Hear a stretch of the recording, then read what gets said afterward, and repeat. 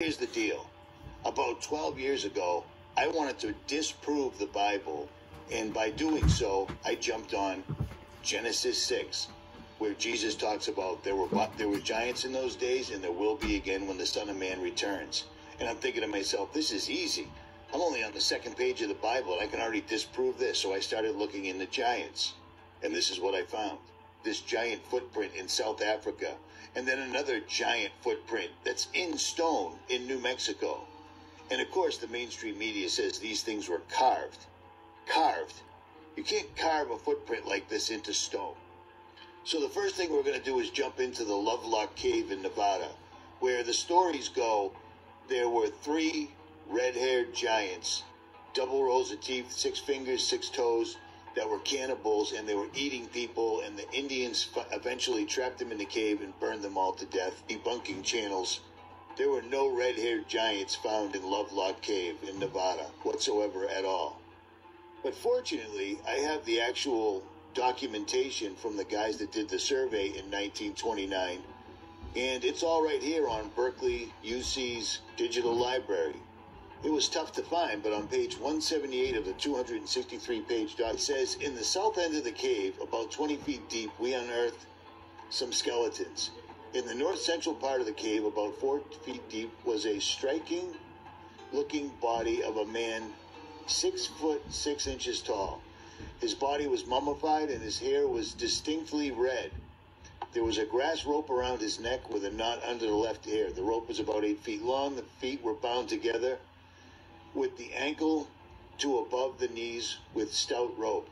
The mummification was complete except for a part of the abdomen. The other mummies all had red hair. I think there were either 4 or 5. The man was, quote-unquote, a giant. Paiute Indians also wrote a book, and they told about fighting the red-haired giants that had 6 fingers and 6 toes, 2 rows of teeth, and they ate people. Because this was very real in Presidential Library and Museum. This is the official website. Is on page 2, where he says, if this much is lifted up, for this one space of 200,000-300,000 square miles, an equal amount must be lifted for every other equal space. I believe they were talking about building Niagara Falls or putting a turbine or something like that.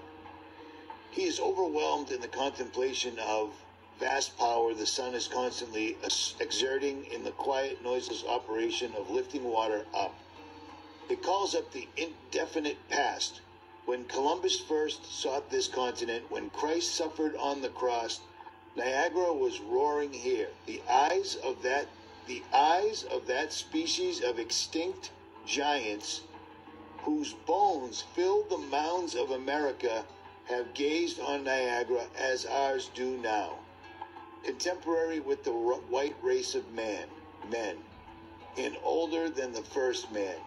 Niagara is strong, fresh today as it was 10,000 years ago. This was a handwritten document by Abraham Lincoln. If he had just mentioned, giants of America, this, that, and the other thing, but he didn't. He mentioned whose bones filled the mounds of America. The mounds of America, of which I've visited all of them personally. They're real. All right, I've mentioned this before on the channel, but driving from Mississippi, where I used to live, through Tennessee using the Natchez Trace Parkway, you can stop at dozens and dozens of mounds that were built by Native Americans, and they have plaques up with the name of each mound up and a description of the Native Americans that lived in the area. But they don't tell you what the mounds were supposedly used for or why they were built. It makes me wonder, are those mounds grave sites? Because if they are, then I know where a bunch of giants are buried. Makes me wonder if we could take some 3D underground imaging machine and drive over these mounds, if we would see the remains of giants buried underneath. Be interesting to do. Kim Kardashian is proudly the new face and ambassador of Balenciaga, and I don't know how people are already forgetting what they did in the past, but in case you did forget, let me remind you. They did these disgusting ad campaigns with children holding teddy bears in bondage gear multiple different times. They also had another ad, and in the background there was tape intentionally misspelled to B-A-A-L. And if you write that into Google Translate, you get Baal is king, who in the Bible is a false god that you sacrifice children to. There was also another ad for a purse, and under the purse there was a piece of paper. If you zoom into that piece of paper, you can see that there was the court case of United States versus Williams. And if you look up that specific case, it's about children. And the list goes on with their dark and creepy ads. If you want to see all of them, just go watch my old videos. But this all goes back to their head designer, Lada Volkova, who is into some very, very controversial art. Now, my question is, knowing all of this, how does Kim Kardashian go and become the face of this company like nothing even happened?